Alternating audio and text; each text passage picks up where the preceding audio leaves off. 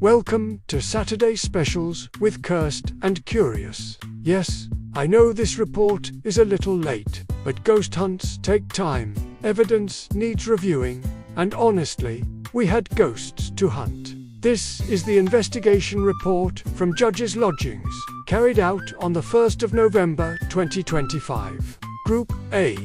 Vigil 1. The investigation began in the living room on the main floor. K2 meters showed intermittent flickers, and unclear voices were heard through the spirit box. The group moved into the dining room for a seance. K2 meters, a REM Pod, and a REM bear were placed around the table. As calling out began, several guests reported their hands felt heavy, as if they were being held down and unable to lift them. Intelligencies and no responses were received through the REM Pod. Through questioning, it was suggested the group was communicating with a 6-year-old boy who identified himself as Charlie. Vigil 2. The group moved into the servants' quarters and attempted an Ouija board session in the kitchen. No responses were received, but there was a strong sense of a presence in the hallway. When asked to make a noise, a loud bang or knock was heard, though the source could not be identified. The group then moved into the cell area and conducted an Estes session. No responses came through the headset, but clear sounds of walking and dragging were heard above them. After several minutes, it was realized that no one should have been upstairs. As the courtroom was part of the investigation area, when the group returned upstairs, only minimal responses were received through flux equipment. Vigil 3. The final vigil took place in an upstairs bedroom, where mirror scrying was attempted. One guest reported seeing her reflection change into a distressed woman with tears streaming down her face, while the mouth appeared to form a sinister smirk. All guests present witnessed the change, but when photographs were taken, nothing unusual appeared.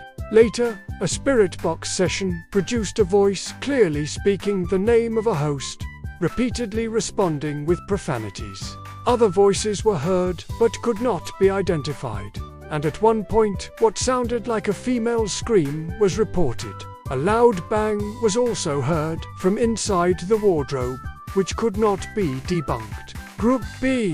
Vigil 1. Group B began on the top floor. A music box was placed at the top of the stairs, while light sensors, cat balls, and K2 meters were set along the corridor. Guests used the necrophonic app, through which names and locations came through, though most responses did not clearly relate to Judge's Lodgings. In the second bedroom, cold spots were followed by K2 spikes. In the adjoining bathroom, one cat ball repeatedly activated. Vigil 2. This vigil took place in the dining room. A spirit box session referenced a fire in 1839, and the name John came through, identifying himself as a judge connected to the building. Cold spots were noticed in the living room, alongside a strong feeling of being watched. On multiple occasions, a cat ball activated on command. Vigil 3. In the basement, kitchens, servants' quarters, and courtroom, a calling out session produced very little activity. AVP sessions in the courtroom captured faint whispers. A sensory deprivation Estes session followed, but activity remained minimal. Group Chair. Vigil 1. Details from this vigil are unavailable. Vigil 2. This session took place on the top floor. On the landing, a yes or no glass divination session was conducted with blindfolded guests. Clear and intelligent responses were received. In one bedroom, the temperature continued to drop despite no drafts. Behind one guest, the light between the shutters repeatedly disappeared. When others sat in the same spot, the light remained steady. A mirror on the dresser caused faces to appear to fade or disappear when looked at directly. When looking away, several guests felt as though their reflection was still watching them. Vigil 3.